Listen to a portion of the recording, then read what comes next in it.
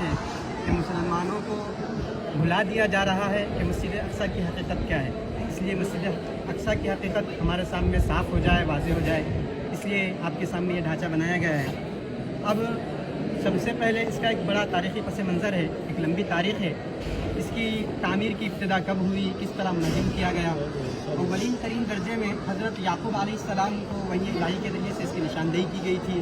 پھر اس کے بعد انہوں نے تعمیر کی ابتدا کی. حضرت داؤد علیہ السلام نے بھی تعمیر کو جاری رکھا. حضرت سلیمان علیہ السلام کے زمانے میں یہ تعمیر تکمیل کو پہنچی. حضرت سلیمان علیہ السلام نے اللہ کی عبادت کے لیے یہاں پر ایک گھر بنایا تھا جسے مسلمان مسجدی موسوم کرتے اور مسجدی مانتے.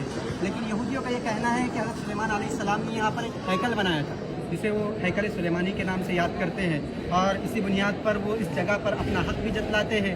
اور بنی اسرائیل کے اکثر انبیاء علیہم السلام کا یہاں سے تعلق رہا ہے, تو اسی بنیاد پر وہ اپنا حق جتلاتے ہیں. اب یہاں پر وہ ہیکل کو سب سے پہلے جس نے مسمار کیا اور ڈھا دیا تھا وہ بخت نصر نامی ایک بادشاہ ہے جس نے 589 عیسوی میں اس کو منہدم کر قبل مسیح میں اس کو منہدم کر دیا تھا اور ڈھا دیا تھا.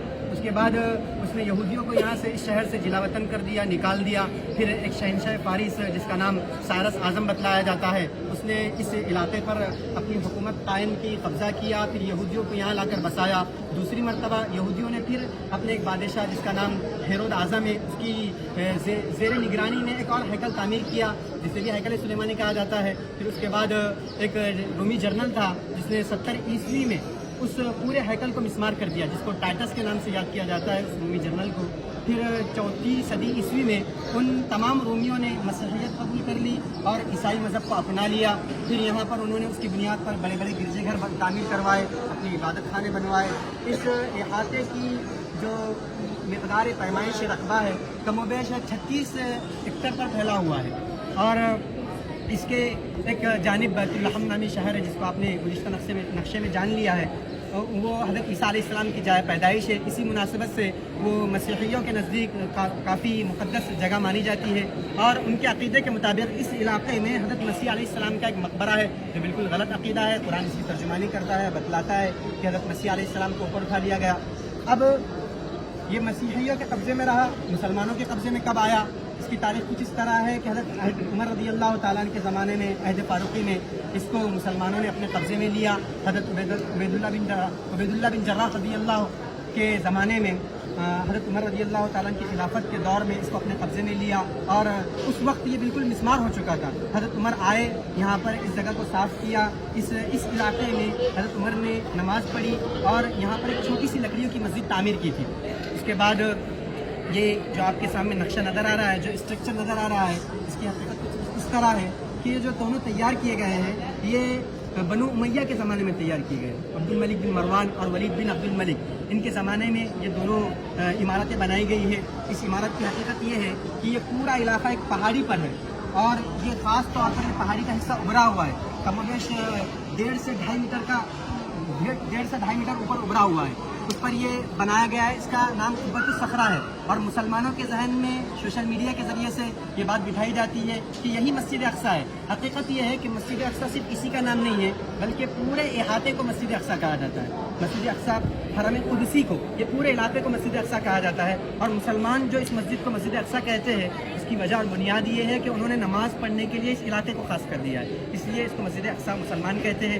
اور یہ مسجد اتنی شاندار ہے کہ اس کے اندر سنگ مرمر کے پتھر جڑے ہوئے ہیں اور مختلف قسم کی کاریگری قرآنی آیاتیں وغیرہ لکھی گئی ہے, اور ایک وقت میں 3 سے 3,500 لوگ اس میں بآسانی نماز پڑھ سکتے ہیں. پھر یہ قبہ ہے جو سامنے بنایا گیا ہے, یہ بھی عبد الملک بن مروانی کے زمانے میں بنایا گیا. اب اس پر نقش و نگار جو نظر آ رہا ہے یہ نقش و نگار خلافت عثمانیہ کے زمانے میں یہ نقش و نگار کیا گیا ہے, اور خلیفہ عبد الحمید اور عبد العزیز کے زمانے میں یہ نقش و نگار ہوا. یہ ایسا نقش و نگار ہے کہ یہ اپنی مثال آپ رکھتا ہے. یہ ایسا قبہ ہے جس کی نظیر اسلامی ہسٹری میں پیش کرنا مشکل ہے. اور اس پر جو قرآنی آیتیں لکھی گئی ہے وہ قرآنی آیتیں سورہ یاسین کی آیتیں ہیں, سورہ بنی اسرائیل کی آیتیں ہیں. اب یہ قبہ اور گنبد کی اصلیت یہ ہے کہ اصل تو یہ لکڑی سے بنا ہوا ہے, چونے وغیرہ سے اس کی استر کاری کی گئی ہے. اس پر جو گولڈن رنگ ہے یہ سونے کا پانی چڑھایا ہوا ہے. اب اس طرح یہ جو قبے نظر آ رہے ہیں اس طرح کے کئی قبے اس علاقے میں موجود ہیں. یہ قبوں کی حقیقت یہ ہے کہ اس زمانے میں چونکہ مسجدوں کے اندر ہی درس و تدریس کا بھی کام انجام دیا جاتا تھا, تو لوگوں کی سہولیات کے لیے خانقاہی نظام قائم ہو اور درس و تدریس کا نظام قائم ہو، اس وجہ سے اس طرح کے کئی قبے یہاں پر تعمیر کیے گئے۔ اب اس مسجد کے بازو میں، جس کو لوگ مسجد اقصیٰ کہتے ہیں مسلمان، اس کے بازو میں ایک میوزیم ہے جو 10 مسلمان ادوار کو بتلاتا ہے۔ اس کے اندر 10 مسلمان ادوار کے عجائبات رکھے ہوئے ہیں اور 600 ایسے قرآن نسخے رکھے ہوئے ہیں جس کو الگ الگ خطوں میں لکھا گیا ہے۔ اب یہ دیوار ہے، اس دیوار کے متعلق مسلمانوں کا عقیدہ تو یہ ہے کہ یہاں پر آپ علیہ السلام کا براق باندھا گیا تھا۔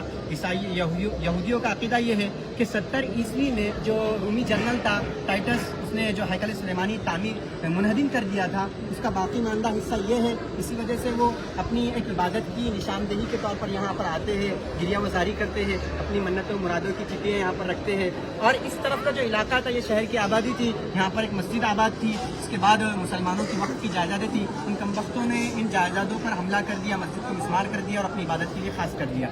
اب وہاں پر ایک کنواں نظر آ رہا ہے۔ اس کنویں کی حقیقت یہ ہے کہ اس طرح کے کم و بیش 25 کنویں اس احاطے میں بنے ہوئے ہیں تاکہ جو زائرین آتے ہیں ان کے لیے پانی کا صحیح طور پر انتظام ہو سکے۔ وہ کنویں کی آپ کو شکل نظر آئے گی، یہ ایک فاؤنٹین اور فوارہ بنا ہوا ہے۔ اس کے سلسلے میں یہ ہے کہ صلاح الدین ایوبی رحمۃ اللہ علیہ نے اپنے دور میں اس کو مسلمانوں کی سہولیات کے لیے اور مسلمانوں کے پانی کے انتظام کے لیے تعمیر کیا تھا۔ اس باؤنڈری میں کم و بیش 14 دروازے ہیں۔